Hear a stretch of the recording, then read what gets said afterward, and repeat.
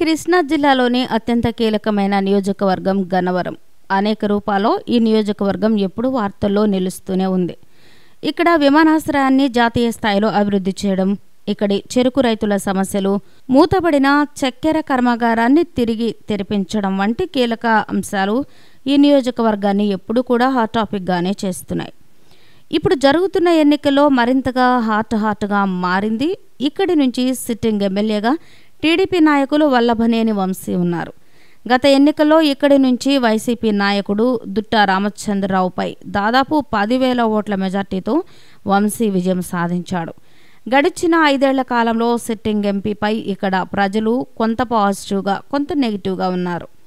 ముఖ్యంగా రైతులు ఒకంత ఆగ్రహంతో ఉన్నారు. అదే సమయంలో ప్రభుత్వంతో పోరాటంలోనూ, నిధులు సమీకరించడంలోనూ మిగిలిన ఎమ్మెల్యేలతో పోలిస్తే వంశీ వెనకబడి ఉన్నారు అనే వ్యాఖ్యలు వినిపిస్తున్నాయి. గన్నవరం చక్కెర ఫ్యాక్టరీని తిరిగి తెరిపించే క్రమంలో వంశీ ఇక్కడి రైతులను వెంటబెట్టుకుని మరీ అమరావతికి వెళ్ళినప్పుడు జరిగిన సంఘటనలను రైతులు ఇప్పటికీ చర్చించుకుంటున్నారు. ఇక గన్నవరం విమానాశ్రయం విస్తరణకు సంబంధించిన ప్యాకేజీ ఇంకా పూర్తిగా అందకపోవడం కూడా ఇక్కడ చర్చకు దారితీస్తోంది. ఈ నేపథ్యంలో జరుగుతున్న ఎన్నికల్లో అన్ని పార్టీలపైన ఆసక్తికర చర్చ సాగుతోంది.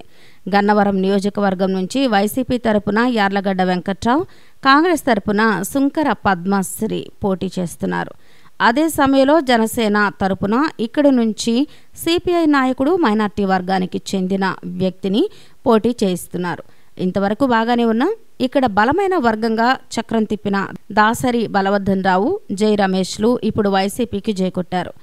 కొన్ని దశాబ్దాలుగా టీడీపీలో ఉండి గతంలో ఎమ్మెల్యేగా గెలిచిన బలవర్ధన్ రావుకు నియోజకవర్గంపై పట్టు ఉండడం, జై రమేష్కు కూడా పలుకుబడి ఏమాత్రం తగ్గకపోవడం వంటి పరిణామాలు ఇక్కడ వైసీపీకి ప్రభావం చూపుతాయని అంటున్నారు.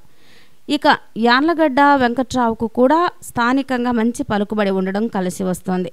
గడిచిన 5 ఏళ్లలో వంశీ కొన్ని సాధించిన కొన్ని సమస్యల పరిష్కారం మాత్రం ఇప్పటికీ అలానే ఉండిపోవడం ఒకంత మైనస్గా మారింది.